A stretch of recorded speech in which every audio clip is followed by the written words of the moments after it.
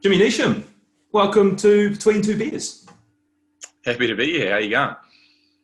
Going well. We are in lockdown in Hamilton, New Zealand. You are in Abu Dhabi. I understand day 1 of 7 of quarantine. Is that right?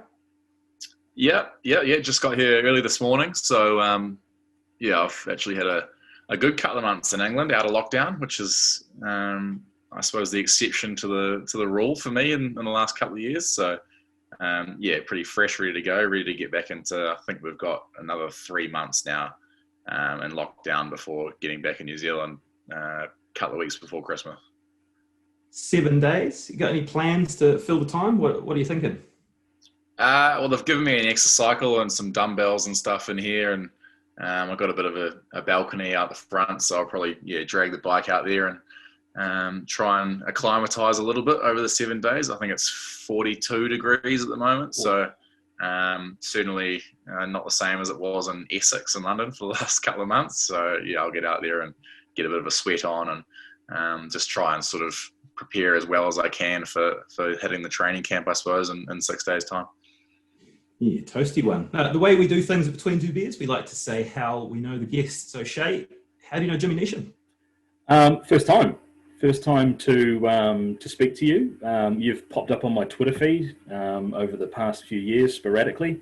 I didn't catch the Cricket World Cup final, and I was in Samoa at the time, and we just, similar to the start of this podcast, we didn't have great connectivity. But I did actually want to take this opportunity to thank you. I was in preparation for this. I picked up another interview that you'd done before, and there was a throwaway line that you said, well, it might not be a throwaway line, it might be something that you live by, which was around keeping your brain where your feet are.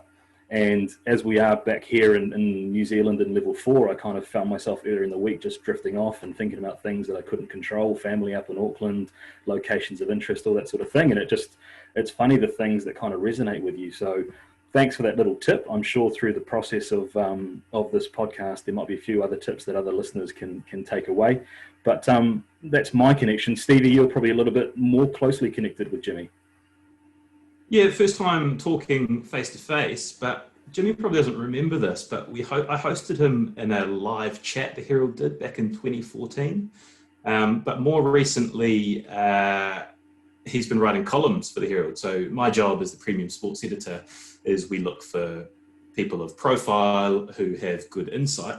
Jimmy obviously was on our radar due to his social media presence, and we liked his tone and his thinking. So we commissioned him to write some columns. So he's been doing a fortnightly column for us for the last couple of months, which have been really excellent. And it's really rare to find a top-level sportsman who can file a really crisp and clean 700 words. Jimmy, is your writing something you've been practicing since school, or is that just natural? Yeah, I was actually meaning to tell you I've got one as well. I wrote one on the plane on the way over, so I've got another one to go into the into the paper. So I'll send you an email after this. But Okay.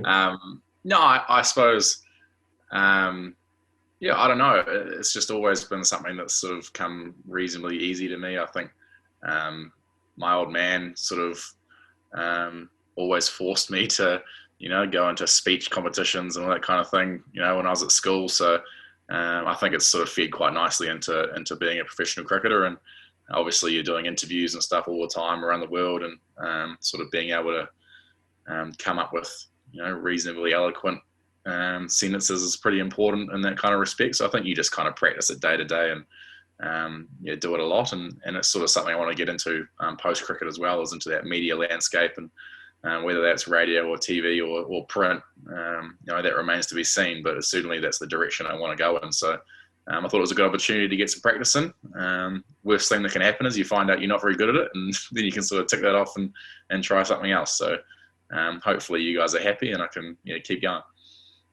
Yep, happy so far. Look, we're both excited about tonight's episode because, like you say, you are very eloquent and you have an incredible story to tell. You're en route to the IPL, Mumbai Indians. This is your third time going to the IPL, but you've been drafted in the auction 4 times. I wanted to start asking about that process. We see it's all public how much money these players are going for. imagine the auction's in the middle of the night. Are you just watching that by yourself, sort of in bed, not knowing if you're going for 100,000 or you're going for 1 million, sort of life-changing money? And how different was that watching that first auction to the fourth one? It's very different. Everyone obviously approaches it very different ways. I still remember back in 2014, I think it was either late 2013 or early 2014, the first time I got picked up, and I'd had a really strong Champions League, which is a tournament that doesn't exist anymore, but it used to be kind of the best teams from each T20 competition would go and play each other in India. So I had a really good tournament in 2013 for Otago, and it's funny. It's sort of, you get caught up in the whole palaver of the whole thing, and I still remember, like, to this day, I got picked up for about 230 grand, I think. And I was really gutted because everyone had been telling me that I was going to go for 1 million and all this kind of thing. And you sort of get caught up in, oh, what if I go for like 1.5 or, all that kind of thing. And I look back at that like 23-year-old kid and go, what a fucking moron. Like, how could you be like disappointed with 230 grand when 2 years earlier I didn't have internet because I couldn't afford it? It's sort of, it's amazing how quickly your expectations change. And I watched that auction at the time live. I remember in the team room in Wellington with a couple of other guys, and just sort of lived every moment of every bid for every other player. Sort of another all-rounder goes for decent money, and you sort of think, oh, what does that mean for me? Like, all that sort of thing. Whereas that's sort of gone on a massive journey now. And last year when I got picked up by Mumbai, I was asleep. Woke up in the morning to a text from Lockie Ferguson actually saying congratulations, and went online and had a look at what had happened, and sort of that was when I found out that I've been picked up. So I think it's certainly one of those things that comes with age. You sort of gain a bit more perspective, and it's not really a controllable, is it, whether you get picked up or not. So there's not much point sort of living and breathing every second of the auction when you could be getting a decent night's kit. It's a really interesting concept. We both come from a football background, so Cristiano Ronaldo, I hate time-stamping our episodes, but Cristiano Ronaldo has just gone back to Manchester United overnight. Now, I imagine he's got an agent or intermediary, someone in the middle that kind of is working behind the scenes to do that.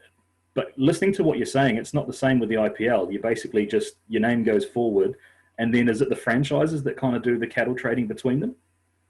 Yeah, so, well, not so much trading, it's just literally like an auction. So you sort of get sorted into groups of your type of player. So sort of fast bowlers, batsmen, all-rounders, spinners will sort of all get put into their own little bucket almost. And then literally the auctioneer puts their hand into the bucket and pulls a name out and goes, Jimmy Neesham, opening bid 50 grand. And you sort of look around the room and, if no one puts their paddle up, he just takes your name off the thing and just puts it in the bin and just takes another guy's name out. So it's quite, nerve-wracking, I suppose, when you're watching it. Because not only do you not know what you're going to go for, you don't even know when you're going to come out. So you're sort of just watching every name come out going, is this me? Oh, no, it's not me. Okay. And then you relax for a couple of minutes. So it's a pretty stressful experience, which is why I don't watch it anymore. I can understand being a bit of a grizzly veteran of the auction. I can't understand going to sleep, like waking up and looking at your phone and saying, oh shit, yeah, a couple of extra $100,000 there, The funny thing was, I actually, for most of the morning, the next morning, I thought I'd gone to Calcutta because Lockie Ferguson texted me and all he said was like, congratulations, mate, great team to go to. And he's at Calcutta, so I thought that meant that I was going with him. And then I sort of woke up, had a shower, had breakfast, opened Twitter or something, and all the messages from Mumbai and stuff are coming through, and I was like, oh shit, it's Mumbai, like. So it's sort of, it does get to the point where you kind of not take it for granted, but you kind of understand that it's just a part of the whole process. And the other part of the whole issue is that you get picked up in the auction and you don't travel for another 3 months or something. So it's not like anything's, that pressing to get organised. So at that time, you're in the middle of the home summer in New Zealand. There's a lot of other things going on and a lot of other priorities. So you try and just keep focused on what's in front of you. And then if you're lucky enough to come over to India or Dubai, then cross that bridge when you come to it. So three trips to the IPL. you're obviously a bit of a big deal in India. I was looking at some of your social media numbers. 250,000 followers on Twitter, 250,000 on Instagram, and 2 million on Facebook. What percentage of those followers do you think, like, do you know how many of those are Indians versus sort of the rest of the world? Well, I can tell you not many are New Zealanders. not many of the 2 million Facebook followers. It's not half of New Zealand. So, yeah, I would assume that, I mean, you can find your analytics and stuff if you look too deeply into sort of Facebook and that sort of thing. I would assume that well over half would be subcontinental, I'd say. You know, sort of Bangladesh, India, Pakistan, they're obviously not only hugely passionate about cricket, but also just sheer numbers-wise. You know, it's so well when you think about it. You know, India at the moment, I read this morning, are vaccinating 10 million people a day in India. So the sort of sheer scale of the number of people that are over there, you don't really understand until you sort of see numbers like that compared to little old New Zealand who's stoked with 80,000. When was the last time you were in India? And what's it like for Jimmy Neesham sort of walking down the street? Like, you just get mobbed? Well, last time we were in India was sort of October, November last year, obviously with the IPL.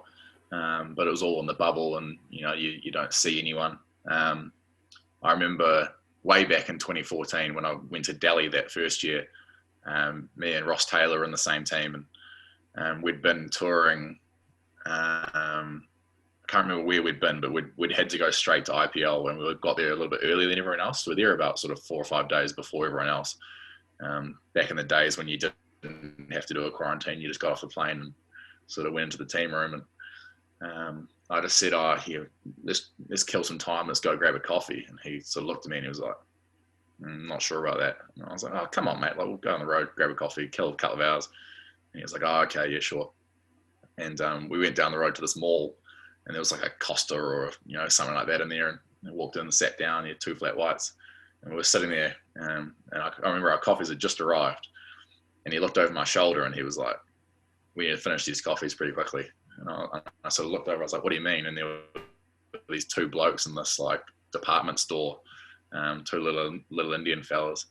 And one of them was on their phone and they were like, going, like, blah, blah, blah, blah, like you could see he was talking to someone. And Ross is like, yeah, no, we've got about 5 minutes, I reckon. And literally it was unbelievable. Within 10 minutes, there would have been 1,000 people outside the coffee store, like a proper like crowd.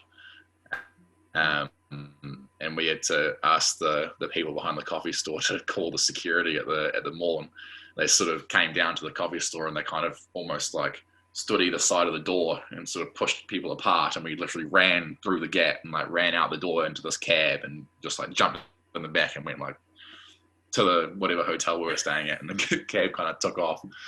And I was just like, I turned to Ross and it was like my first experience of anything like that. I turned to Ross and I was like, sorry, mate. Kind of sold you out the river a little bit there. And he's like, oh, yeah, all good. Like, you know now. And yeah, that was kind of like the first eye-opening experience to what India's like. And yeah, they're just so passionate about the game and so passionate about seeing, you know, people they recognize.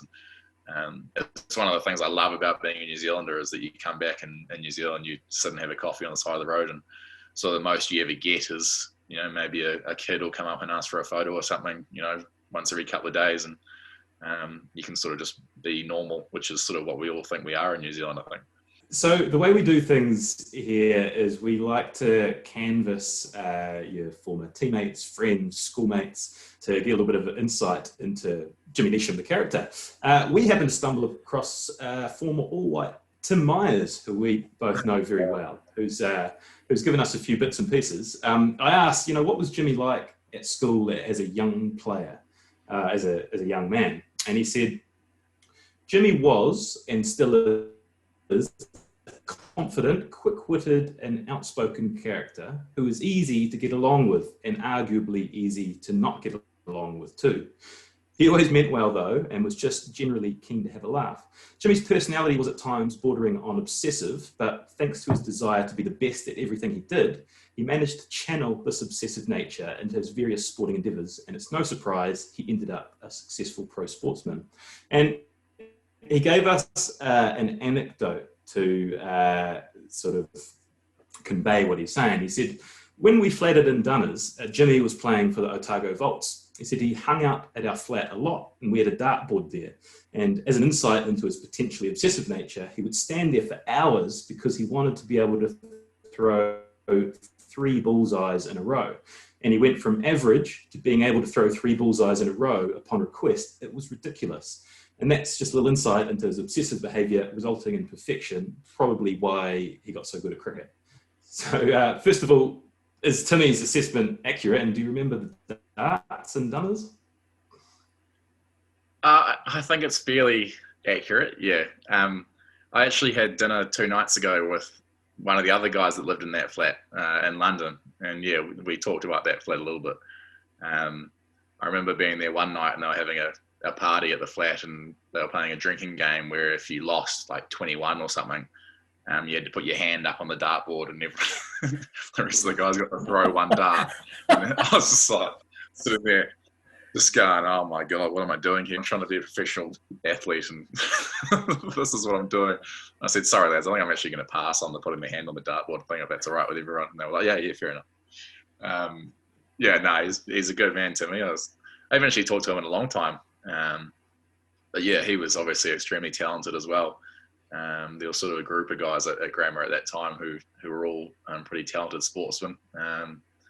But yeah, I think I'm relieved with that anecdote. I think there's a fair few worse ones out there. Yeah, I could see your face starting to really recoil. Compulsive. Yeah, it's like, when you think of every bad thing you've done, like through your whole childhood.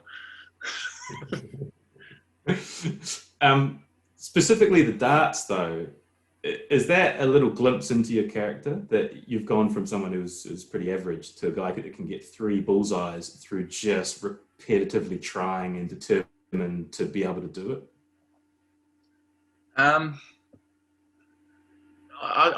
Honestly, I haven't really thought about it all that much, but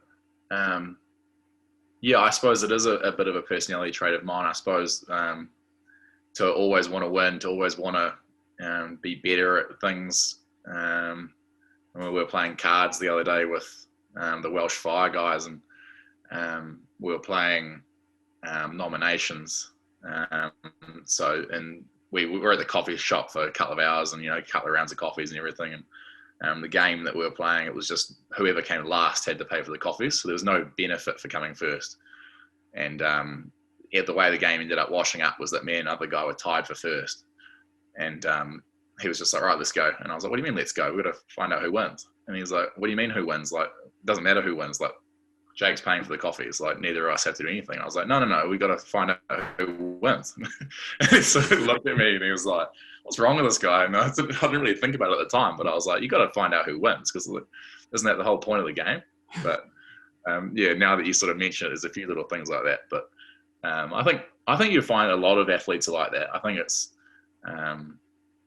whether it's causation or correlation, someone more intelligent than me would have to answer that. But I definitely think there's a few guys, like people that come to mind, Mitch Santner, Trent Boult, Kane Williamson, all guys who, you set up a little meaningless game of, table soccer or something in the team room, and guys are, tipping over tables when they lose and walking out and stuff. It's quite a trait inherent with professional athletes, I think. The other thing Timmy said is that he thinks it would be fair to characterise Jimmy as a bit of a naughty kid at school, and in brackets he says potentially ADHD, can't remember. But he said that the way things worked at Auckland Grammar was that the bigger deal you were as a sports star, the more the teachers left you alone and you were kind of able to make your own rules. Is that a fair characterization of you in your school years? I wouldn't say you make your own rules, but you can certainly bend them a little bit. I think, it's funny because he was one of those guys as well. He was first 11 soccer and first 11 cricket and stuff. So he's throwing stones from glass houses a little bit, but yeah, I think at grammar, I'm not sure what it is like now, but yeah, sport was obviously hugely important when I was there, and yeah, there was an element of guys that were representative sportsmen could sort of pick and choose what they wanted to do in other aspects a little bit, but yeah, I think certainly I wasn't a textbook academic, let's put it that way. I wasn't a studier. I wasn't a guy that would get good scores in tests throughout the year. I'd sort of not pay a whole lot of attention, and then come sort of a week before the exam, suddenly realize I was in a lot of trouble, and sort of spend 5 hours a day studying, and then sort of pull something out of the hat last minute. Whereas Tim was a bit more of a classical academic. He was a bit smarter, a bit more organised, would sort of stay on the right side of teachers a bit better than I did. But yeah, there's certainly many ways to skin a cat, isn't there? While we're on Tim Myers, he is a very interesting character. We've tried a couple of times to get him to come onto this podcast, but he refuses to acknowledge or accept that he was a successful athlete. I think a lot of people, and people that do know Tim, and hopefully he's listening to this, people forget he's an all-white and he's also an Olympian. And he had this throwaway line that when he was growing up, he would just say to people, I actually hate football, but I'm so damn good at it. I just keep I just keep having to play. And it's 100% Myers. So yeah, he is throwing a lot of shade on you from a potentially precarious position. Yeah, and he was a pretty talented cricketer as well. He's a leg spinner, could hit a big ball. Like, he wasn't picking the easy jobs to do in cricket. I think, yeah. I mean, his problem was that he was too smart. He had too many other options. So, us guys that aren't so academically inclined sort of get forced into going through sport for the long haul, whereas he obviously, I don't know his reasons for retiring. I think he had a few pretty bad injuries. But you sort of look around and you go, I could just go and do banking or whatever and earn a good crust, not having to put my body through hell. And I can certainly see the appeal. I can't believe we've got Jimmy Neesham on the pod and we've just spent 10 minutes talking about Tim Myers' football career. But the one other thing that I think it's important to mention, and he said that hopefully you'd want to talk about it, is Mr. Gordon, who was your coach, I believe, at Grammar, who actually tragically passed away during the Super Over of the World Cup final in 2019. He said he was a super memorable guy who had a big impact on your career.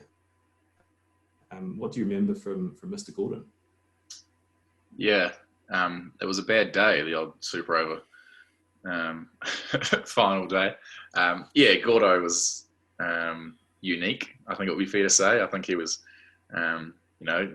cut from the cloth of the old-fashioned teacher who'd kind of wrap you across the knuckles with a ruler if you weren't concentrating, and sort of didn't mind swearing at people. And we had a couple of Sri Lankan boys in our team, when we were in full form. They called them the Brown Brothers, and it was just kind of like he was sort of pretty reluctant to change from his kind of 40s and 50s upbringing. But he was a character. He was obviously incredibly passionate about cricket. He would sort of coach us in fourth form and fifth form, and he had this little kind of 3-pronged stool thing. So he'd umpire, and then he'd go out to square leg, and he'd prop himself up on the stool and get his pipe out and sort of smoke out of his pipe on the field. And if you're fielding at kind of square leg or mid wicket, and the wind was going the wrong direction, you'd sort of be trying to field and puff of smoke coming past you, like while the ball was coming in. And he just didn't give much of a shit about authority and how people would tell him that he should coach and all this kind of thing. And it was sort of a great example of a guy who was just passionate about what he did and passionate about teaching kids and teaching sport. And we sort of stayed in touch pretty regularly after I left school. And I don't think we would have talked about cricket 90% of the times we saw each other. It was just about what else was going on. And he was just a real genuine guy, and he had some health issues, probably not unrelated to the pipe towards the end of his life. And I've heard that he was you know what old people get like when they're sort of coming towards the end. They're not all there sort of enough to follow a cricket tournament across the world. But yeah, I'm sure he would have been proud to see how we were going if he was soaking any of it in through those last couple of months. And yeah, he had a good stint. So sort of proud to be a small part of it, I guess. We had BJ Watling on a couple of weeks ago, and Stephen and I both went to Hamilton Boys. And BJ spoke a lot about Chris Kugelheim, and Coog sounds a lot like what Gordo sounds like, who had a massive influence on a lot of those Northern Districts cricket players' lives as well. There is something to be said for the old school and the impact that it does have on young men. Oh, absolutely. I mean, Chris Kugelheim was my coach at under-19s as well. And yeah, you're 100% correct. They're very, very similar. Similar men more than similar coaches, I think. I don't know if you played, school sport or, sport in your kind of early teens, but it's not so much about, X's and O's and high front elbows and brace front legs and that kind of thing. It's much more about trying to foster a passion in the game and trying to make guys want to turn up to training and want to, hit balls. And Gordo was just, so good at that. And I remember he sort of instilled, we'd turn up to games and in a jacket and tie to, if you wanted to play well, you had to present yourself in a respectable manner and, all that kind of thing, all that old school behaviour. And I remember we turned up to a game at Nationals in fourth form, and we turned up in our whites with our blazer and ties, and we were like, yeah, we're looking good here as well. And the other team turned up in full suits. and Gordo kind of looked at them and just went, oh, fuck. God, we're going to jump around a little bit, Jimmy. Timmy. Right, so February 2014, you make your Black Caps Test debut against West Indies. Now, at this point in your career, you've played 11 ODIs, 5 T20s with a top score of 42. First innings, batting at number 8, you make 32, New Zealand out for 192. And the second innings is when the magic happens. Baz McCullum makes his 302. You get 137 not out, batting at number 8, in front of one of the biggest Test crowds in Wellington. In terms of Test debuts, has that just blown expectations out of the water? And tell us a little bit about how it felt coming off after that knock.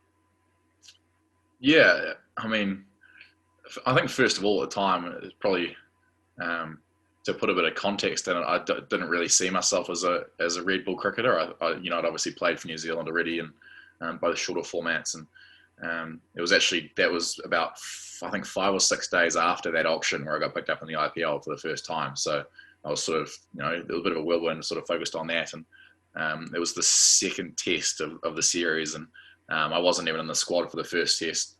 Jesse Ryder and Doug Bracewell were miles ahead of me at the time, and they obviously had an off-field incident that ruled them out of the second test, and I sort of drafted in at the last minute, and still wasn't really expecting to play. I think it'd be fair to say I was sort of nowhere on the radar, up until that point, and then I scored I think 140 or 150 for Otago in that last sort of Plunkett Shield round before that selection took place, and sort of got drafted in, and wasn't really expecting to play, sort of the reserve seamer, and of guys, I think Boult, Southey and someone were already playing, and I sort of didn't really think I was much of a chance. So then it rained most of the week in Wellington, as it can sometimes, and they took the covers off the day before the game, and it was one of those sort of bright green, emerald strips that you get every now and then in the basin. I remember Ish Sodhi, who played the first test, sort of turned to me and goes, "There's no way I'm going to play on that." And we sort of looked around and went, "Oh, well, I'm the only other person in the squad that can bowl, so I guess I'll play." And then obviously lose the toss, put in on one of those wickets that does a little bit, and you sort of.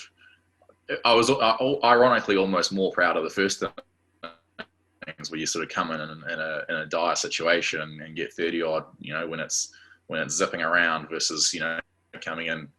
Obviously, Baz and BJ had broken the back of the bowlers in the second innings. I think they'd already bowled about 120 overs or something by the time I came in. So sort of the bulk of the hard work was already done, and it was just sort of a privilege to, I suppose, be able to stay there with Baz, you know, and get to witness one of those sort of historical moments, I guess. I think it's one of the things I've sort of joked about, you know, since then, is that, you know, I was, you know, at the other end when Baz got his 300, and I was in the stands at Eden Park when Grant Elliott hit his 6 over long on in the semi-final, and I was the non-strikers end in the super over when, you know, everything went tits up there. So I've seen a bit in my short career as far as New Zealand cricket moments go, but yeah, it's sort of just I suppose a privilege to be present when those sorts of things are going on.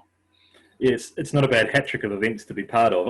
I'm curious, when McCullum's getting close to that triple century, what's the sense of responsibility you feel as the other batsman? Are you thinking, shit, I've just got to keep ticking the strike over, knowing that you're nearing your maiden Test century at the same time?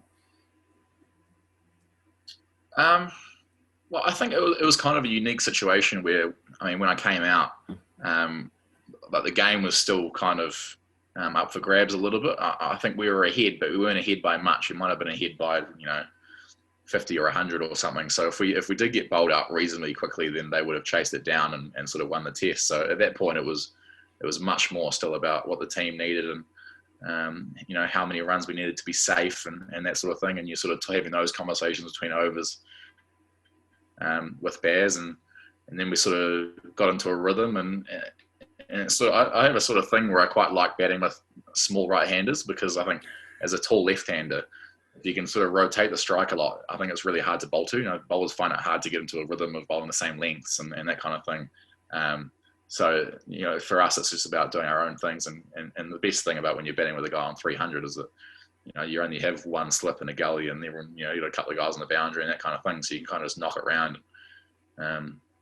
Before you know it, you look up, and I can't remember what I was overnight. I think I might have been 60 something maybe overnight. And Baz was on about 280. So sort of the next morning, it was all, you know, that was when, you know, you see the footage of the big crowds at the basin and lions going down the street and all that kind of thing. And they were all there for him, because, you know, he's on 280 something overnight. And then all of a sudden, sort of, I got off to a bit of a flyer in the morning, and you sort of look up and go, oh, I could actually get here first here.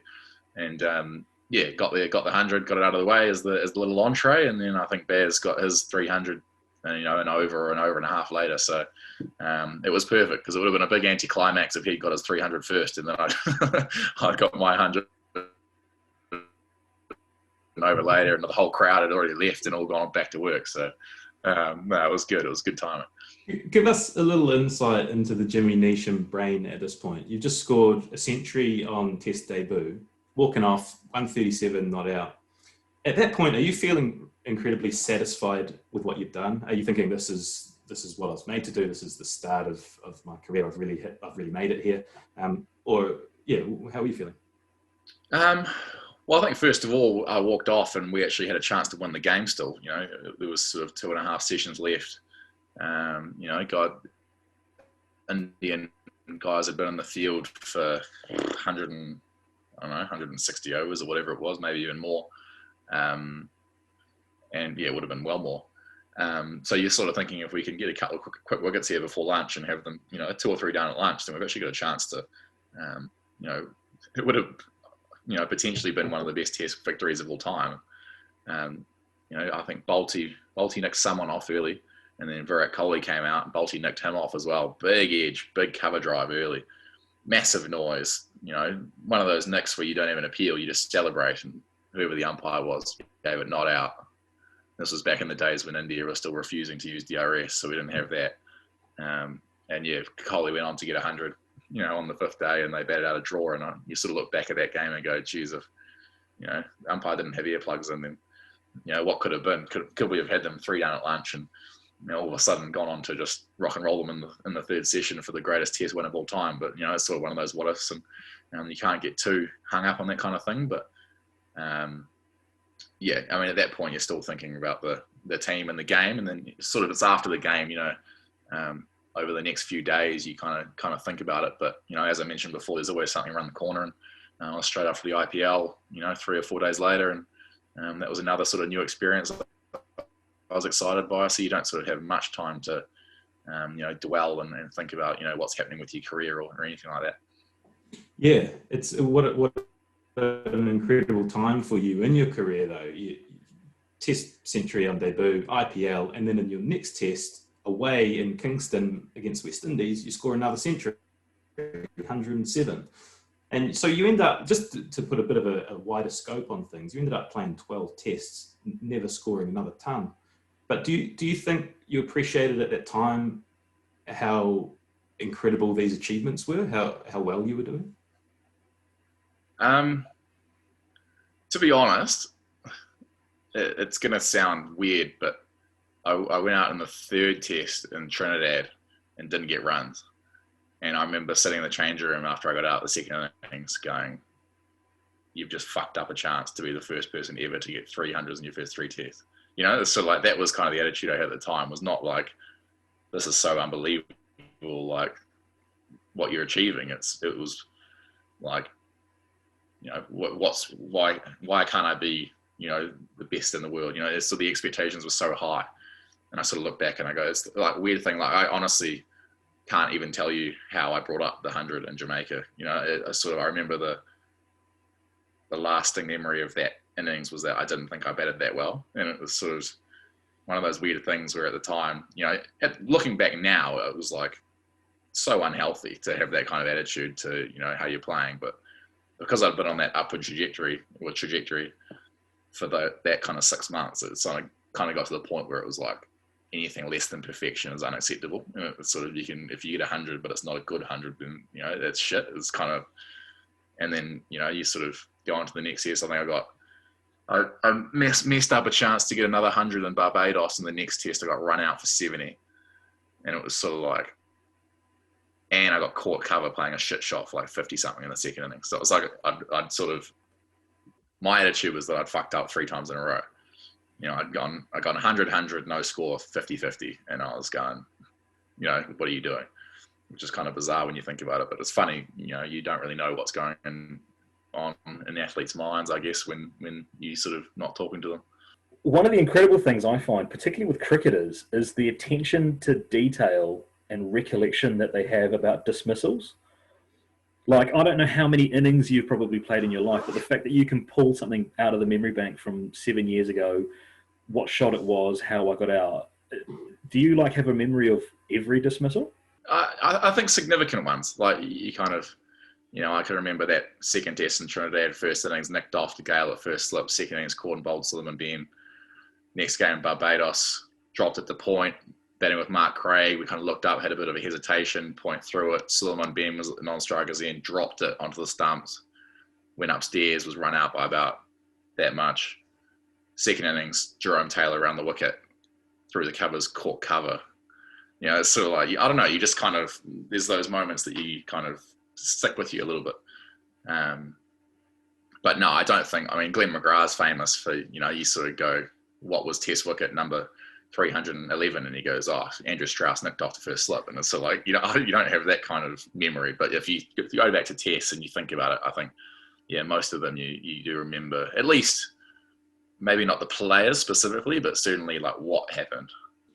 Do you have any memory of getting a bit of a spray from Baz McCullum after, quote, lethargically running for a ball to the boundary in that second test in West Indies? Well, that's a difficult one to remember because a spray from Brendan McCullum is not a significant event in a young cricketer's career. It's kind of par for the course. I remember we were playing a warm-up game in Blacktown in Sydney before the Test series in 2015, and we were drifting in the field. And I was at long on, which is not a place you want to be when Baz is captain long on, because there's a lot of different angles you got to think about. And if someone hits one to your right and runs 2, then that's a problem. And if someone hits one straight and they run 2, then that's also a problem. And it's sort of Baz sort of waving and, what are you there for? Go there, and sort of it's like, there, stay there. And I was like, okay, yeah, I'm still going to stay here. And I remember I looked down and I scratched a big X on the outfield. And I was like, I'm not going to get this wrong. I'm not going to drift here. And whoever came down, hit one. And I was I think it went back to the bowler. Baz has looked up at me. He's gone, Neesh, what the fuck? I told you. And he's going like that. And I've looked down, and the X was like directly between my feet. So I hadn't moved a centimetre. And he's like, and I'm like, oh shit. And we went into drinks, and he sprayed me in drinks in front of everyone for not concentrating and drifting and that kind of thing. And so I was sitting there, and I was like, what the fuck? And I was having a beer with him after the game, and I told him, I was like exactly where you told me to be. And he just said, oh yeah, but like the lads were drifting, so I just needed to spray someone, and I knew you could take it, so I thought I'd just spray you.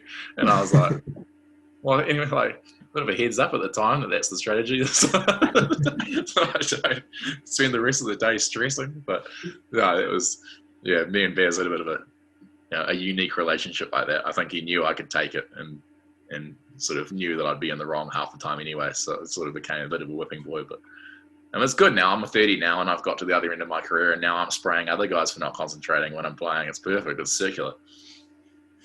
What's your relationship with Baz like now? Is he? I mean, you've spoken about perhaps wanting to move into media after your career. You've done a stint in breakfast radio, seeing what he's doing at Sens with Izzy Dag. Have you been paying quite close attention to that, talking to him about how he's finding that transition from professional sportsman to breakfast radio host?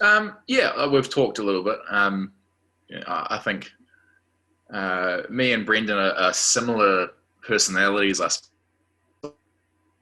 suppose, in the respect that we don't communicate all that well with people that we're not, regularly in touch with. So, it's not sort of, neither of us would message someone out of the blue and just be like, hey, mate, how you going? Like, and have a yarn, It's sort of, if there's something significant that needs organising, then, we wouldn't hesitate to call each other. But apart from the odd sort of message here and there, we haven't been a whole lot of contact. But around that media landscape, that's certainly, something that I've mentioned to him around possibilities. But with my schedule at the moment, I've been home for 6 days out of the last 9 months. It's pretty hard to, nail down a 9-to-5 job back home. So I'm sure that's something that'll be discussed, if and when, well, not if, when cricket does sort of start wrapping up. I'm going to follow your sort of career path now, and there's been quite a few highs and lows. So you've played 66 ODIs, 30 T20s, but one of the surprise omissions was in the 2015 Home World Cup, where you were left out. I think Grant Elliott sort of stepped up at the last minute and perhaps took that spot. How difficult was that conversation, finding out you'd missed out on that World Cup, which obviously you'd been working towards for so long? And then was it difficult, you said you were in the stands, was it difficult to go along and sort of witness them after being so close to it?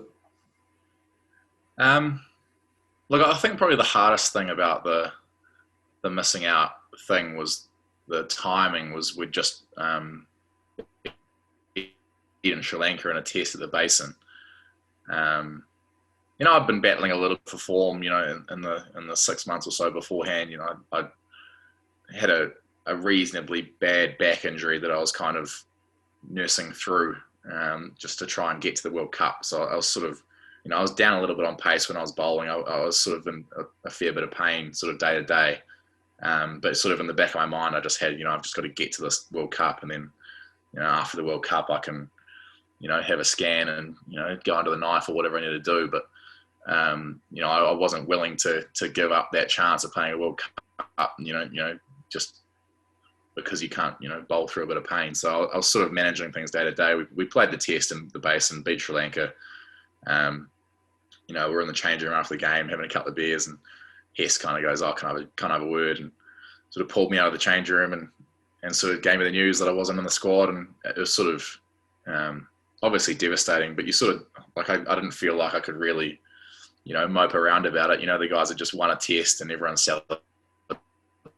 celebrating, and, the limo's going to the top of Mount Vic and, all that kind of thing. So it's sort of, you don't want to be a downer on the group. So just go back into the room and sort of, I went back to my spot and kind of, I was almost a little bit shell-shocked a little bit. You don't really know how to react. And Ross Taylor was sort of sitting next to me and he's like, what's going on? And I sort of said, I'm not in the World Cup team. And he laughed. And I didn't laugh. And he went, "Are you serious?" And I was like, "Yeah." And then he goes, "Fuck off." And I was kind of like, "Yeah." And it's sort of like, you sort of sit there, and he was just like, "Sorry, I like don't know what to say." And I was like, "No, it's all good. We'll just like get on with the night." Sort of just, next day at the airport, all the guys traveling down to Christchurch for the announcement of the team, all that kind of thing. And one of the boys texts me and is like, "Are you coming? Like, have you slept in?" And I was like, no, not coming. It's sort of like one of those weird things where you sort of don't want to talk about it too much. But sort of went back, and I stayed in Wellington for, we had a Ford Trophy game, Otago versus Wellington. I think it was about 5 days later in Wellington. And I stayed in Wellington just to sort of hang out, and didn't see much point in flying home and then turning around and flying back, a day later for the game. So stayed in Wellington,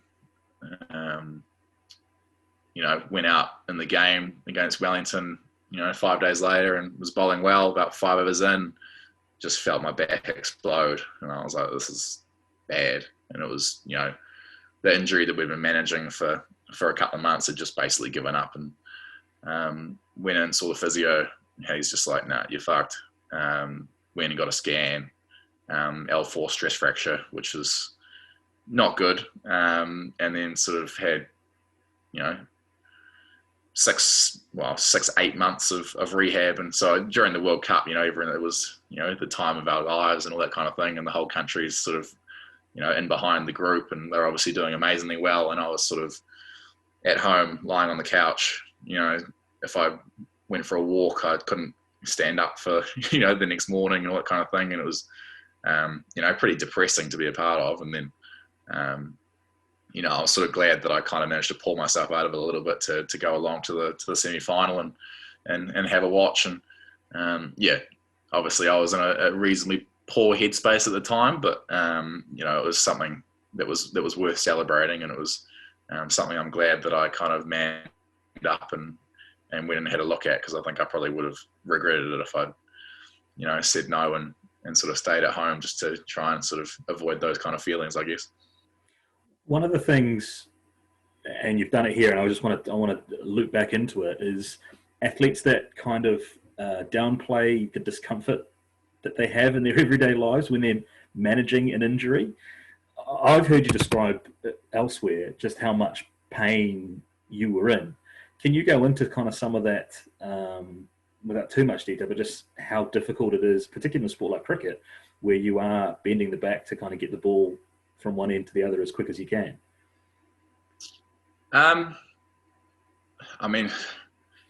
It's hard to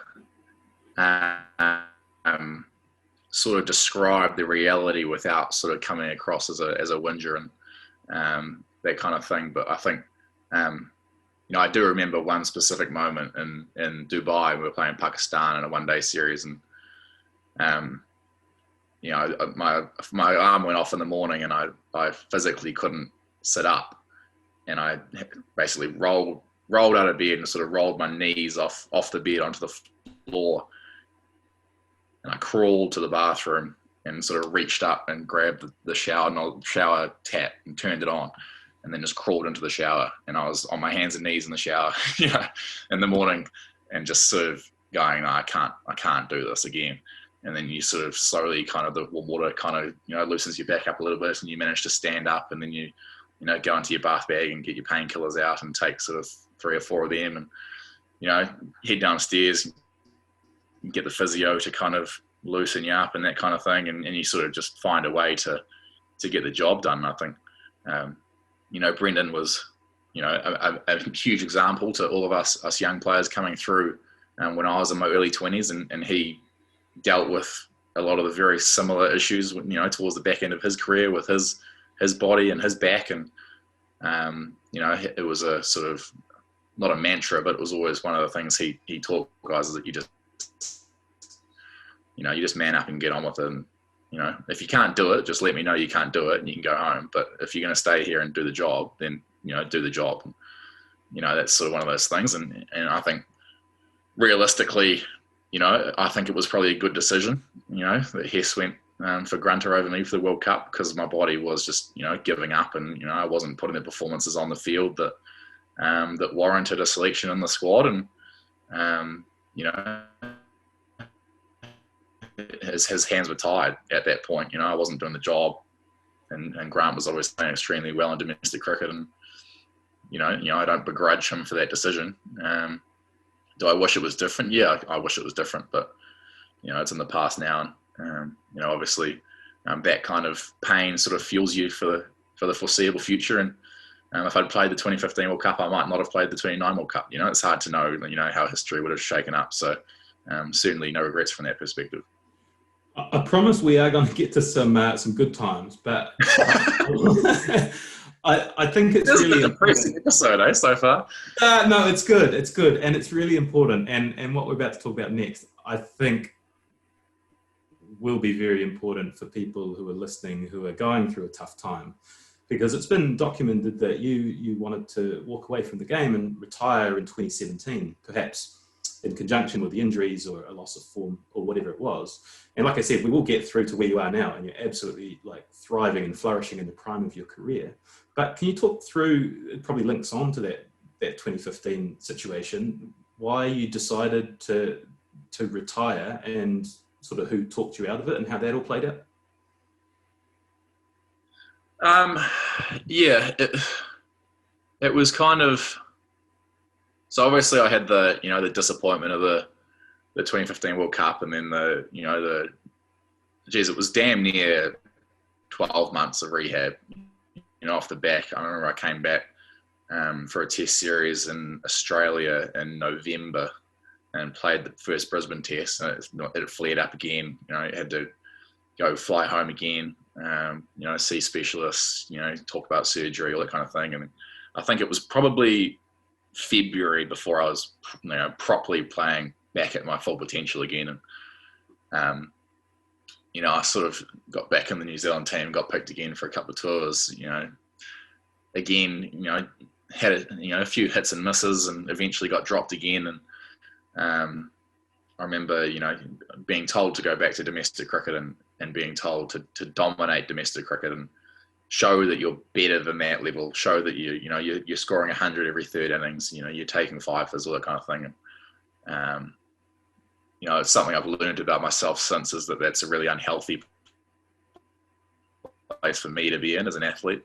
For me to perform to my best, it's about being relaxed. It's about not caring too much about the outcome. You obviously, you train hard, and you work hard, and you want to win every game, but potentially that links back to what Timmy said about the obsessive personality, is that I can't actually allow it to go out of hand, and when it does go out of hand, it's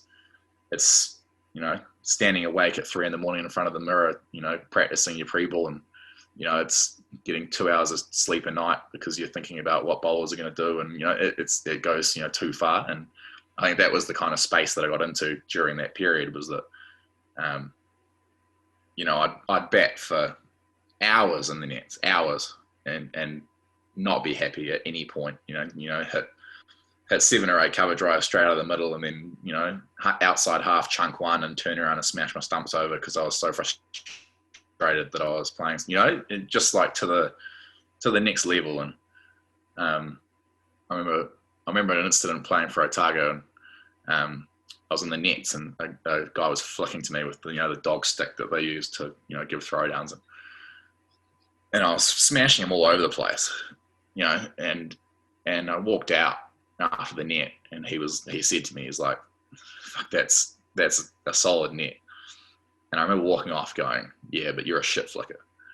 And it's sort of like there's always a reason that you're not doing well, and my I just got to the point where I wanted to get 100 every innings, and if I got 70, that meant that the next innings I had to get 130, and then if I got 20, that meant the next innings I had to get a double 100, and it was just kind of like it just snowballed to the point where you're just dreading every innings because there's no way to not fail. Even if you get 100 off 120 balls, it should have been off 100. It's sort of there's no pass mark, and eventually I got to the point where I was in a hotel room in Alexandria with Rob Walter, the Otago coach at the time, and he basically said to me, he's like, look, mate, we're going to drop you.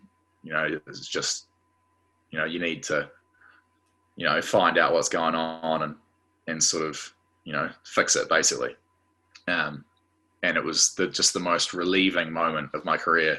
I was just like, thank fuck, like this is done. Like I don't have to battle anymore with this. And, you know, I went, you know, took a few days off, went down to Queenstown, you know, managed to have my first New Year's as a normal bloke in about, well, seven or 8 years, I suppose, you know, just with a bunch of non-cricketing friends, and didn't tell any of them what was going on, just said I was injured and, you know, had a couple of weeks off. So, you know, basically the whole time I was down there, I was working through with the Players Association about, you know, what I was going to do. And, you know, I had a phone call with Heath Mills and told him I wanted to retire. And, you know, he sort of said, oh, just leave it with me. I'll talk to New Zealand Cricket and you just chill for the next couple of weeks and, you know, we'll work through a plan moving forward. And, you know, 3 weeks later, you know, you start talking to, you know, mental skills coaches and, you know, sports psychs and all this kind of thing. And,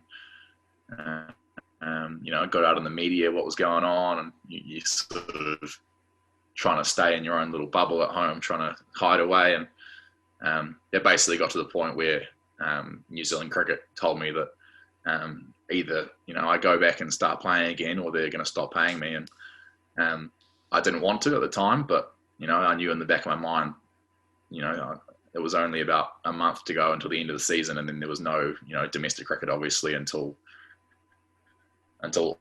August or whenever the contracts got redone. So I was like, all I have to do is go back down to Wellington and back down to Otago and play a couple of 4 days just so that I get paid still, and then, you know, over the winter I can figure out what I want to do with the rest of my life.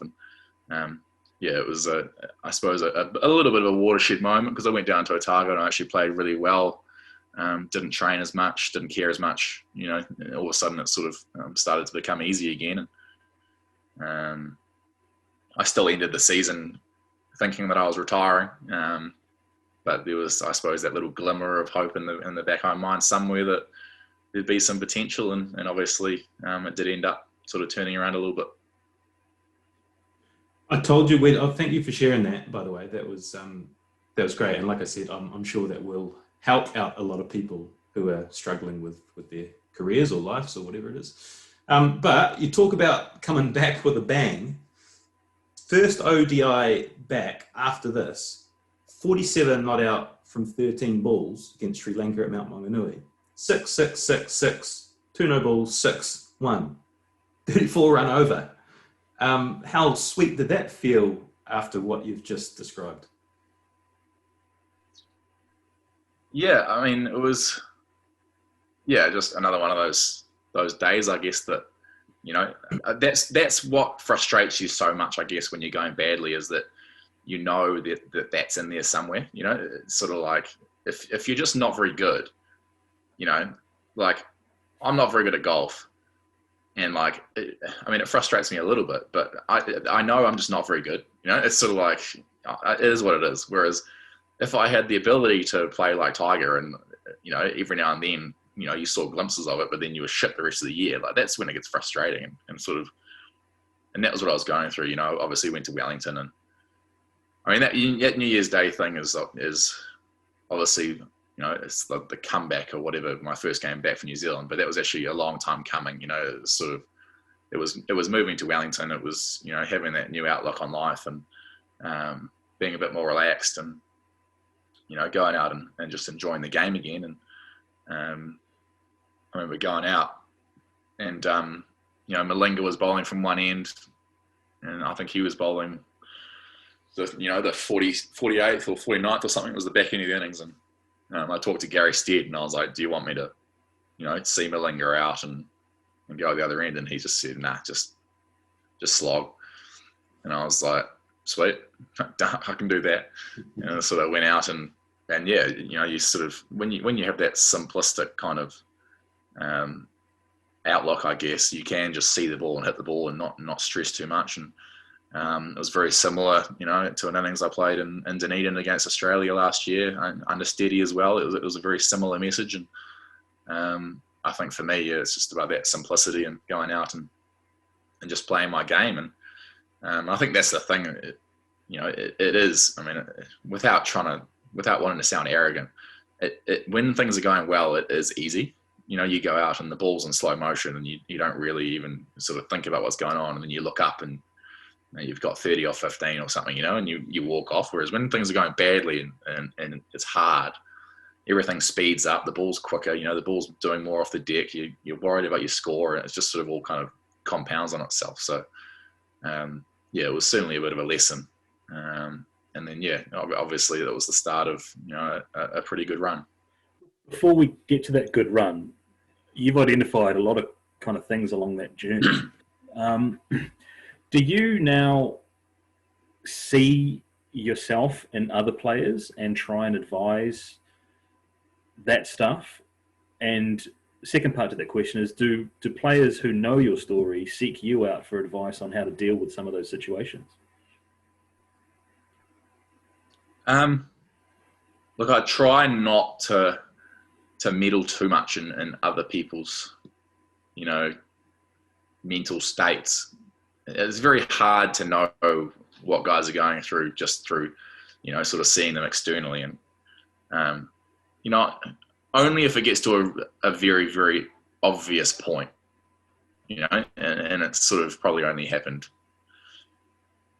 to maybe 3 players that I've played with since then, where you sort of go, actually, I need to go have a word to this guy because, it's getting out of hand. And I think it's one of those things, you actually can't help other people. I mean, you can help other people, but it has to be recognized by someone themselves, that they have to actually go, actually, this isn't healthy. I can't keep going like this. I can't go up to someone and go, mate, you need to relax. Like, it's just not really, it's not going to do anything, because people said that to me when I was going through it. They go, mate, you're betting fine. Like, you just need to relax a little bit. And I'd be like, no, I'm not betting fine. I'm betting like shit. So like, it's like an impenetrable wall where you almost have to hit rock bottom. It's almost, I look back at it and it's almost the best thing that could have happened to me, just going right down to zero. Because if you get caught halfway and someone pulls you back up again, it's a matter of time before you just go back down, and it's sort of, it's that being caught up between so many people that are all telling you different things. And I think, that was, one of the contributing factors for me as well was just the number of voices that I had in my career at the time. And they all mean well, and they all trying to do their best to help you. But when you've got 7 people telling you different things at the same time, and you're trying to decipher what's useful and what's not, and you're a little bit at sea yourself, so you don't have your own voice as one of those 7, you're sort of a bit rudderless. And I think that was probably the best thing for me, where I hit rock bottom. And I remember I tried to get in contact with someone from New Zealand Cricket about getting some coaching work done. And they said they were too busy. They had other higher priority players that were, ahead of me in the queue. And then I went into the nets about 2 weeks later, and that guy was working with someone who was like a under 17 or under 18, like school kid. And I remember thinking, like, I'm a fucking contracted black cat. Like, and that was sort of the moment where I realized, like, I was on my own. And it was sort of like, if I was going to come back, it was going to be owed to no one but me.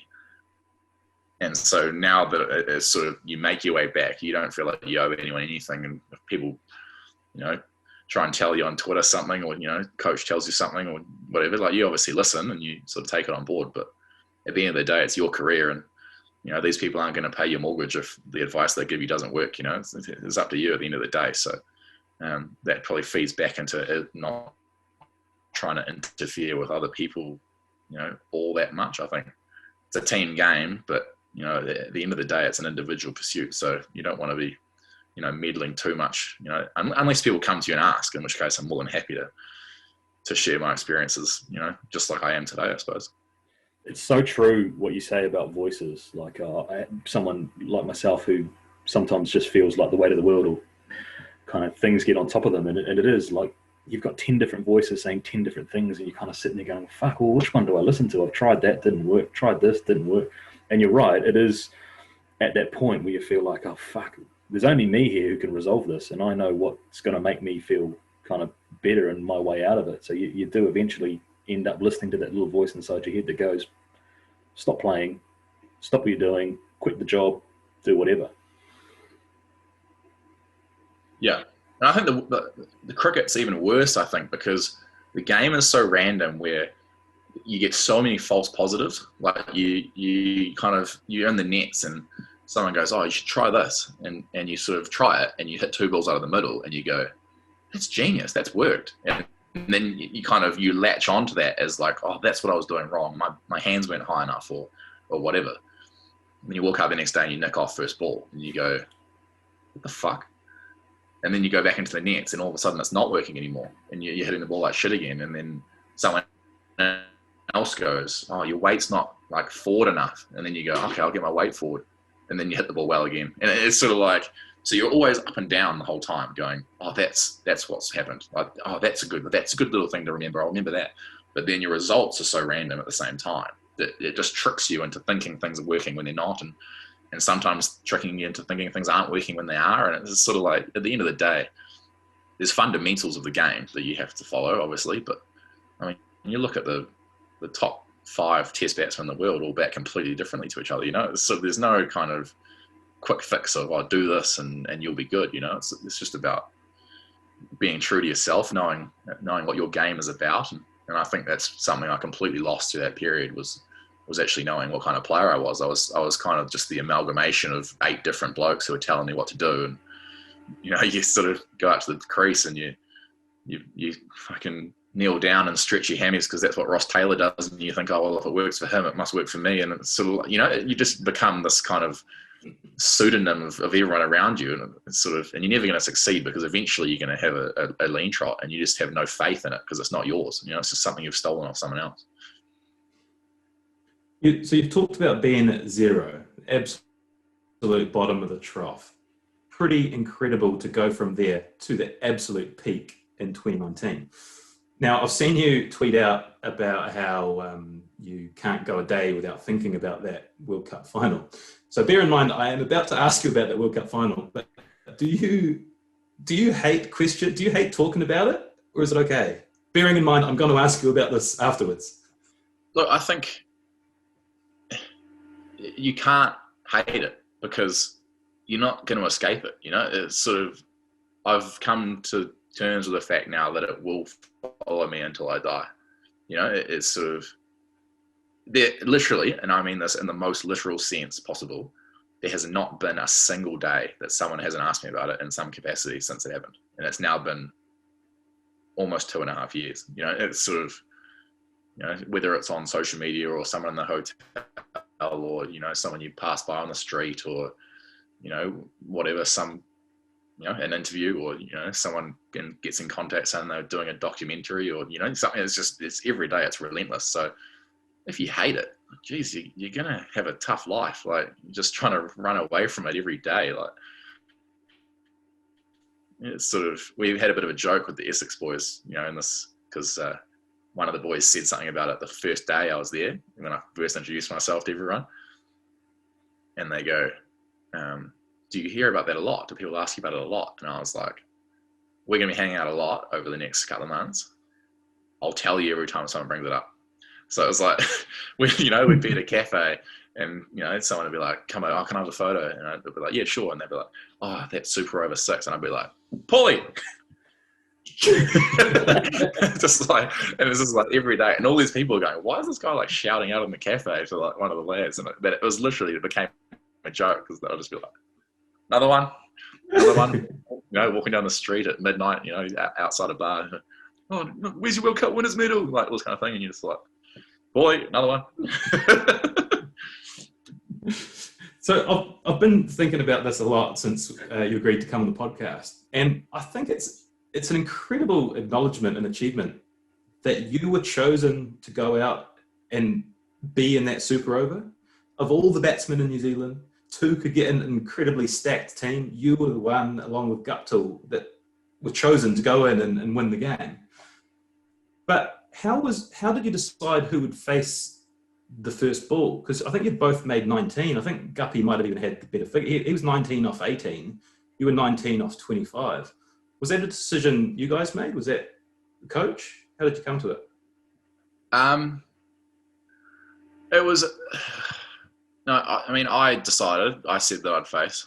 I think it was one of those things where, there was a little bit of a, the pitch at Lords wasn't quite in the middle, so there was a slightly shorter side to the leg side. Joffre's obviously going to be trying to bowl Yorkers. It's an older ball. Gut usually faces the new ball first. I mean, there's so many factors to think of. But so my thinking was, at the end of the day, we're chasing 16. We've got to hit 2 bombs and 6 balls in all likelihood. And I just thought I was the more likely of us to hit 2 sixes. It's sort of, at the end of the day, it just comes down to that kind of simplicity. And, we play a lot of cricket together, me and Gup, and he's quick. We're both quite quick within the wicket. So we sort of knew we had that as well. We'd probably be able to come back for 2s if we needed to. And I think people overstate the amount of analysis that goes into a decision like that. I think you sort of just go, right, this is going to happen. I'm doing it. And if you want it, you get it, It's sort of, it is what it is. And there's still obviously a lot of different things that could have gone differently, and it is what it is. But it's certainly something I'm not going to be able to live down for a while, so I might as well embrace it. You've shared with us some fairly vulnerable moments. So I just wanted to say, you were the fucking man in that game, in that tournament. The run out, you bowling the last over, 6s in the super over, like, well done. But what was more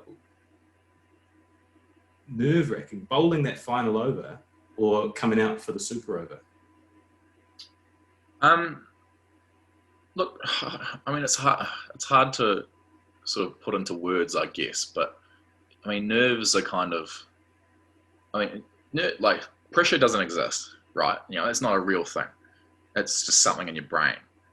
And it's sort of like, and if you can flip your relationship with pressure a little bit, where you sort of go, what's the alternative to feeling under pressure? Is, I'm playing club cricket in Auckland, on a Saturday afternoon, and all the bowlers bowl 125 kilometers an hour, and no one really gives a shit if you nick off. And it's sort of like, there's no pressure there, it's sort of like you can be relaxed. And it's sort of like, I sort of got a taste of that when I had that time out of the game, whereas I didn't have that pressure.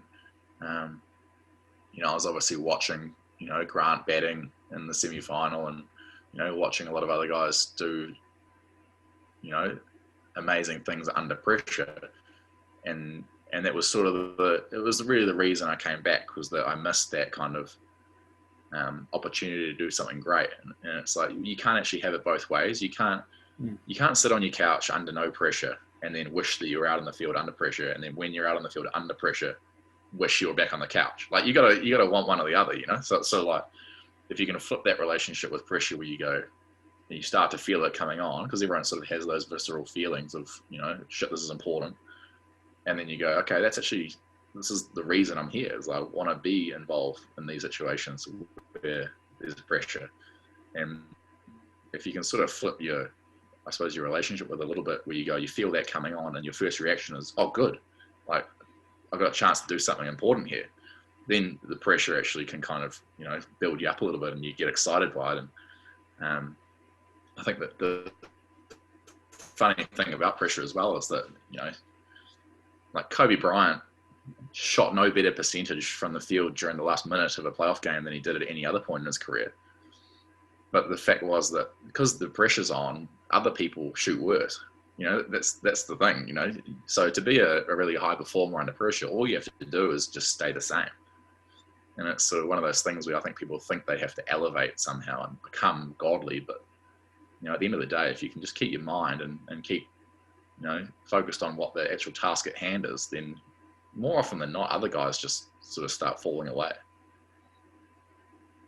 So the most thrilling, disappointing finish cricket's ever seen, when the cameras are off you, you're in that dressing room, is it what you'd expect? Is it just everyone's just dead silent, just sort of buried in their own sorrow, or is there anything unusual that we might not expect to be seen back there? It's pretty much as you would expect. A morgue pretty much. You sort of walk in and I still have my pads on, and Guppy still had his pads on, and the fireworks are all going off outside the change room, and you sort of just, I think it was almost just a feeling of disbelief, really. It was a feeling of like, what's actually just happened. Like, normally you lose a game and you sort of go, he batted well, or they bowled well, or whatever. Whereas when you sit there and you sort of go, we didn't actually lose. Like, you're sort of sitting there and everyone's kind of looking at each other going like, what the fuck's just happened? Like, because you don't really, because you can handle losing, because we're athletes. We've been losing games since we were 5 years old. It's sort of, it's part and parcel of the whole thing. But when you're actually trying to make sense of what's just happened, it's kind of a little bit unusual.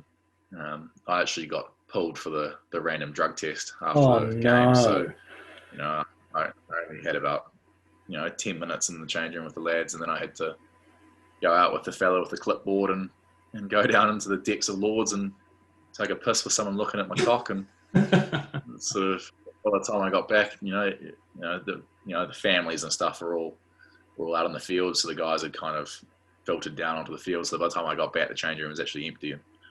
And sort of went down and sort of had a seat, and that's the worst. It's pretty bitter pill to swallow, eh? Like, you're sort of looking around and all the England boys have got medals around their necks and taking photos with their families and all that kind of thing, and all the Kiwi boys just sort of have these kind of looks of guys that have come back from war.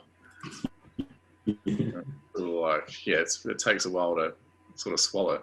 The drug test is the absolute worst. The post-match drug test for either team, the team that wins or the team that loses, whoever gets elected for that, it's just a nightmare, because the last thing you want to be doing is taking a piss. Did it take you long to get your sample out?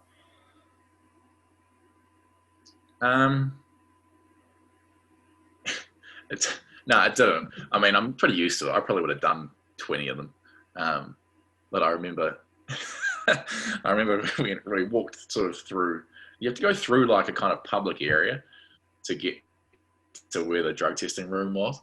And so I was following this guy, and I'm pretty sure I'd taken my batting kit off by this point.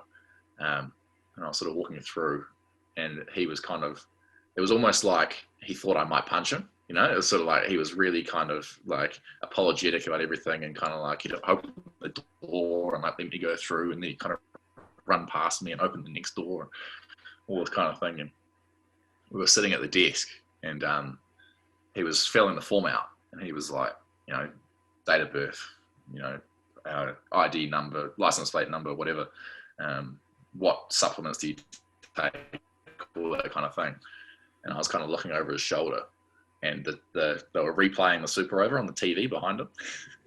And I was sort of sitting there at the desk, and I was just looking over his shoulder, and he asked me a question, and I didn't answer, and I was just watching it. And then he kind of looked at the guy in the corner and just went like, and this guy kind of went, like, ran up to the TV and like turned it off. It was sort of like these guys thought I was about to flip the table and like dismember them all in the room and then like walk out. But it was quite funny. Walking on eggshells for sure. But you get it done, don't you? You sort of, there are some guys that struggle, but luckily I'm decent enough at getting it out. Weird thing to talk about. Yeah, I was going to say, what a question. So white ball cricket is going really well. You're on the way to the IPL. You're meeting up with the Black Caps afterwards. Is red ball cricket still something that you're working towards? Is that get back in that test team? Is that high on your list of priorities? Yeah. It's actually, I mean, the thing about it is that it's so logistically challenging to get enough red ball cricket to push a case, I guess. And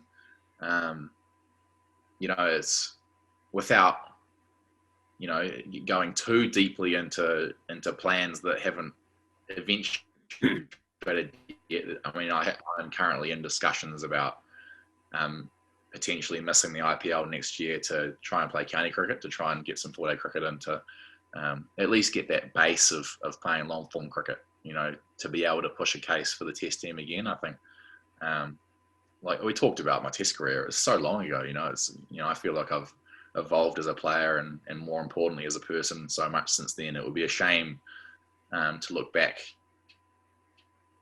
when I'm 50 odd and that's my test career, sort of all done and dusted by the time I was 27 or something.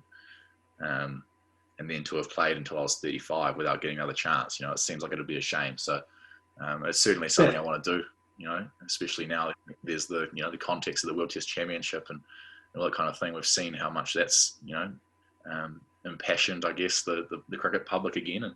And it's certainly something that's on my radar. It's not a case of, I'm a white ball only player now. It's just the way that the schedule's, washed up over the last couple of years is that I haven't had much of a chance to play red ball cricket. What was that experience for you watching that World Test Championship win, knowing the players so intimately? Do you watch every single ball? Are you on like a WhatsApp group with them after games? Are you chatting about things? Are you getting the inside line? No WhatsApp group. You sort of get kicked out of the group when you're not on tour. So you're sort of talking to guys individually. I'm not sure I watched every ball. I mean, obviously I was playing for Essex, so I was, training and all that kind of thing and playing at the same time. But certainly, very closely followed it. And, just so happy for the guys, to come in. And I mean, I think people forget how ridiculous it is, really. If you in 2015 or whatever, you turned around and said New Zealand would beat India in the final of the World Test Championship to be, crowned the best Test team in the world, and to have people not really argue it, it's sort of been like New Zealand have won, and there's been no one really going, oh, it's rubbish. They're not actually that good, So there's people generally, I think, around the world have sort of gone, yeah, fair enough. Like, it's sort of, which is unfathomable, really, when you think of the doldrums that the Test team was in, back in 2013. It's not that long ago, So to have that kind of turnaround, all the new players come through, guys like KJ, Tommy Latham, Henry Nichols, obviously, the old stalwarts of Kane and Ross are still doing their thing. But I think, the number of new guys that are coming through and performing internationally is just so exciting for New Zealand cricket as a group. And not only in 4-day cricket or Test cricket as well. Now we've got a weaker Black Caps T20 team in Bangladesh and Pakistan at the moment. There's obviously so many exciting cricket, isn't there? In the past, 10 years ago, you'd seen a second string team and you'd sort of be thinking, geez, this is a pretty iffy team. But, now you look at guys and there's absolutely no reason that those players can't have success in international cricket. They've certainly got the ability. It's just a case of, stringing it together on the international stage. Just to loop back to the comment you made before, giving up an IPL contract to play county cricket is a huge sacrifice at the age of 31. Like, that is nothing to be sort of glossed over. That would be, like I say, that would be a huge statement in terms of your future, right? Like, that's huge money you'd be bypassing to get back in that Test team. Do you think that's something New Zealand cricket need? They would appreciate? I haven't discussed it with them, to be honest. I mean, it's not a directive that's come from them, and it's obviously something.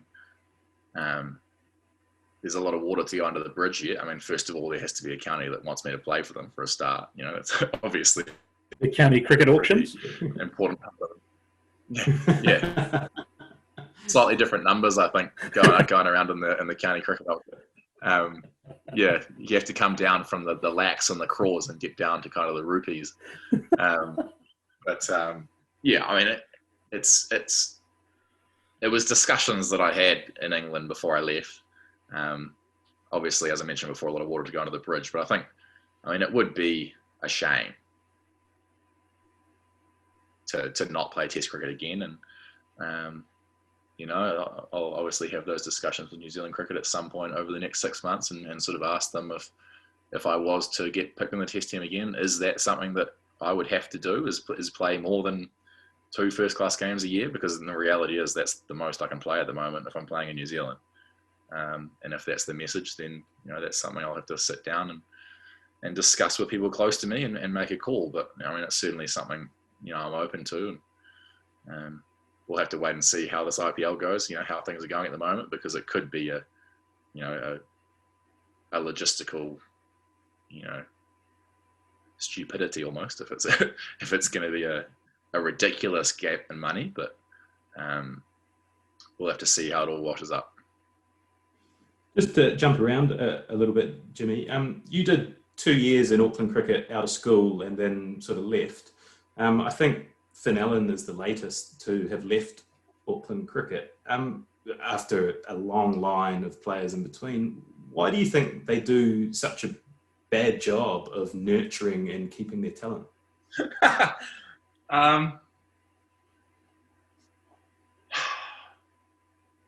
Look, I think there's multiple reasons.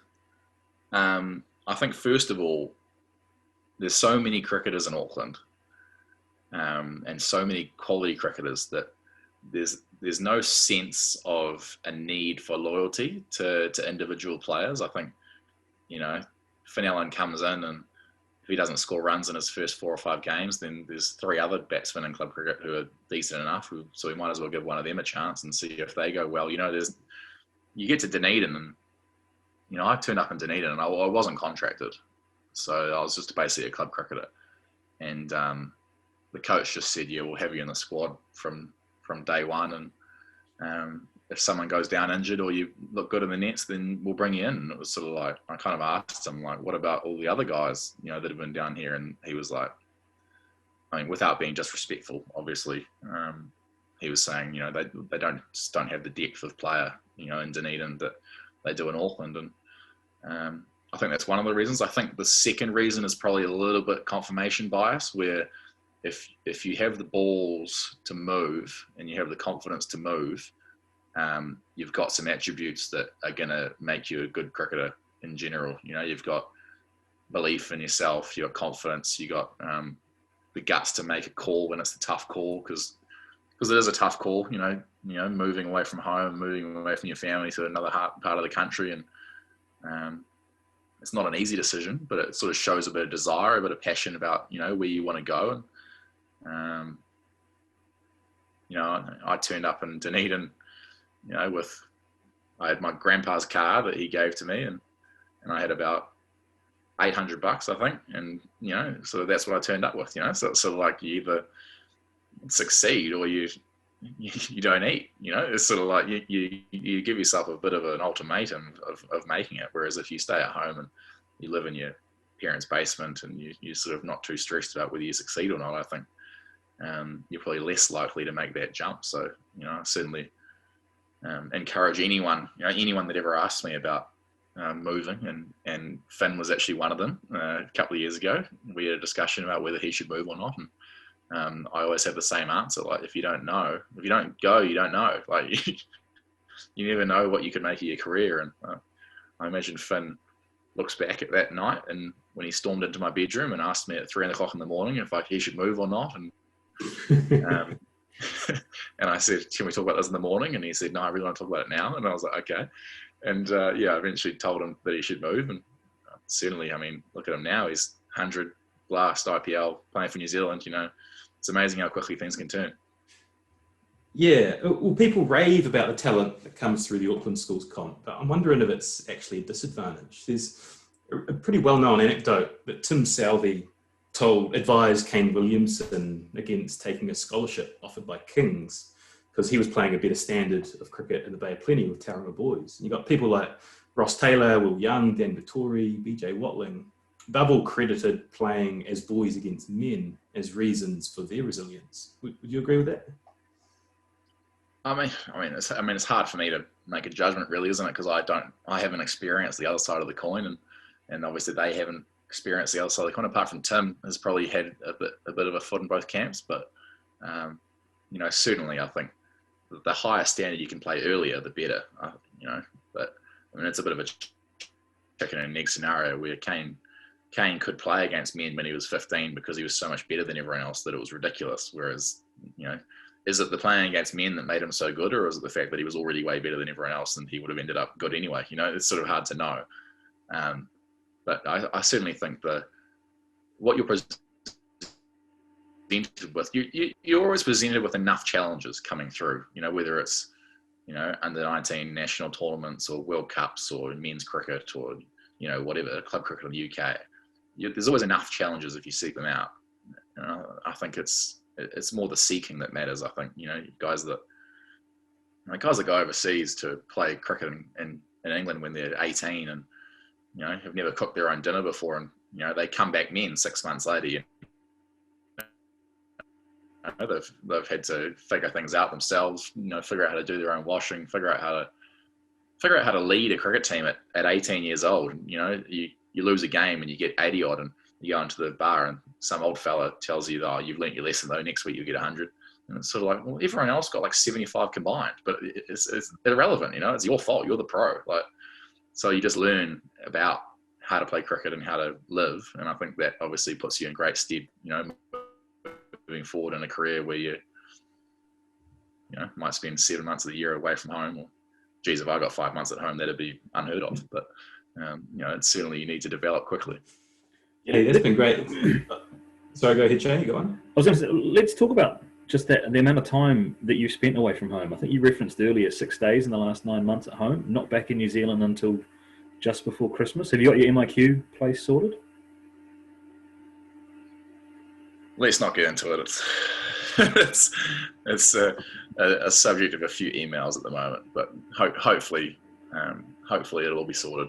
But it's the life of a international cricketer it's a crazy one, eh? You're away so often. Yeah, I must admit, I found it funny.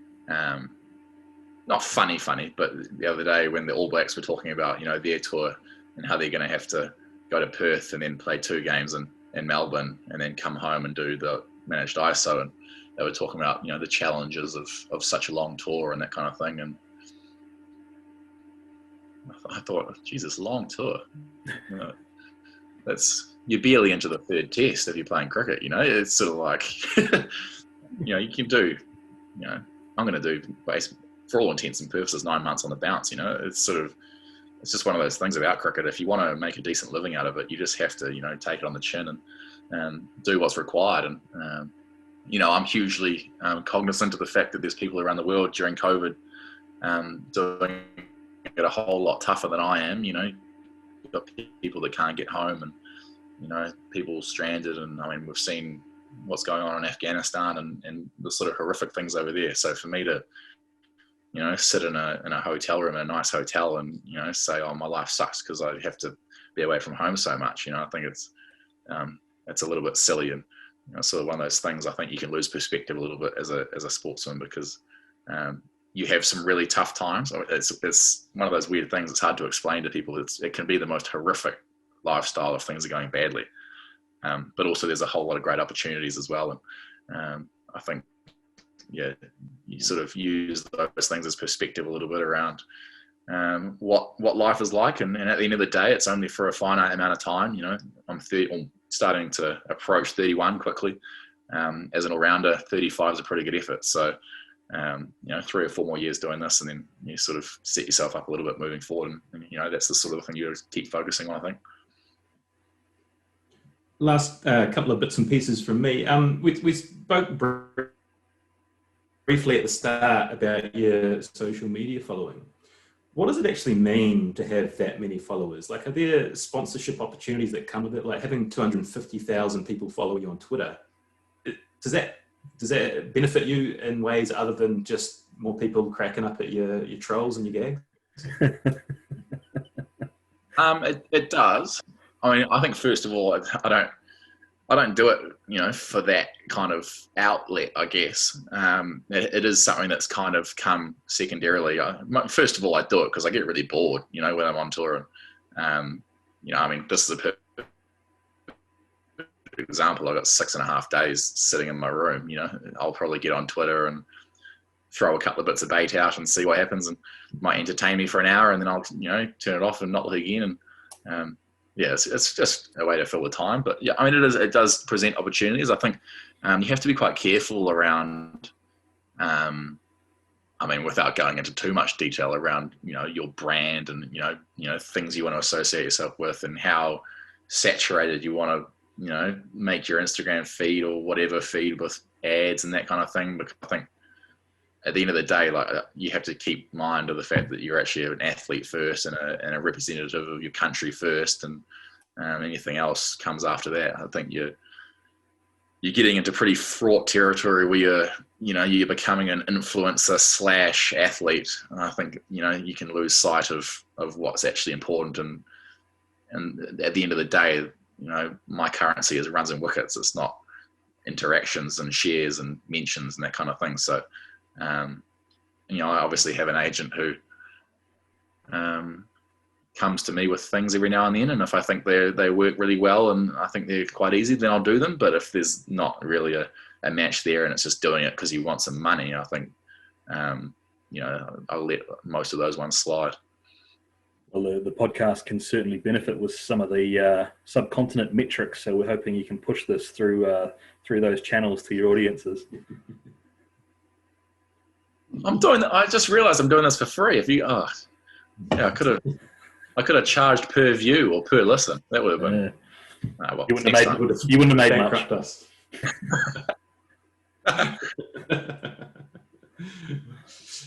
Is there a code of compliance or any directive from New Zealand Cricket about what you can and can't tweet? Or have you gotten in trouble for anything? Oh yeah. Yep. Only about a dozen come to mind instantly. It's funny. We were on the plane home from IPL last September or October, whenever it was, and Mike Hesson was sitting opposite me, and the subject came up, and it was actually the reason it came up was because I said this Ollie Robinson thing that's happened in England with him, having some old tweets that came up, and we kind of got onto that subject, and Hess asked me, he's like, were you nervous like during that kind of couple of weeks where because people were actively trolling through everyone's history on social media and trying to find things from 2009 and all this kind of thing. And I said to Hess, I was like, no, I'm pretty sure I'm fine, because I don't think I actually have any skeletons in the closet. I'm not like, well, without victimizing other people, I'm not sexist or racist or any of that kind of thing. Like I'm sure I would never have said anything like that. Back then, before it was, I suppose, recognised, and sure enough, nothing came of it. And I said to him, mate, how much time did you spend stressing over my Twitter feed? And all these other guys are getting bailed up. Like Owen Morgan's getting bailed up for things he's tweeted, and I got nothing. And then we sort of laughed about it, and it's one of those things where I think, naturally, when you're head of such a big organisation, you can get a bit titchy, I guess, on those sorts of things. But I was always careful to not keep it quite lighthearted, not let it get too serious. Okay. It sounds like Did New Zealand Cricket know you're doing this podcast? No. Hold on, what's going on here? It's just my daily COVID test. Oh, nice. Oh. You can't tell them to bugger off, when no. Try to keep the bubbles. Just straight in and back.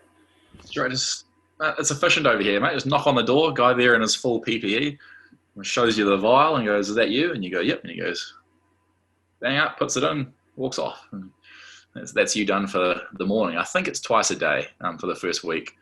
How many have you had so far?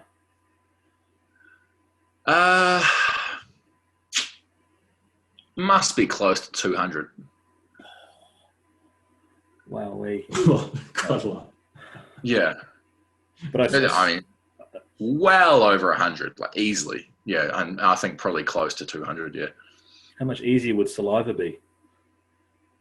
Well, they do both, like a lot of the times.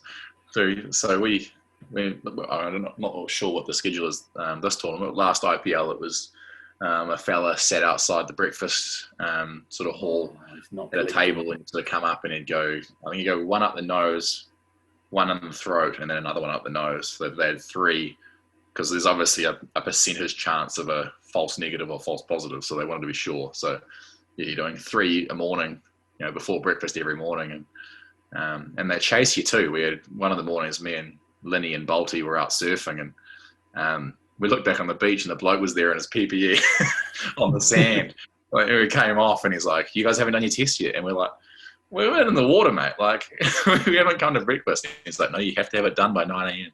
And you're sort of like, "Okay, yeah, fair enough." Yeah.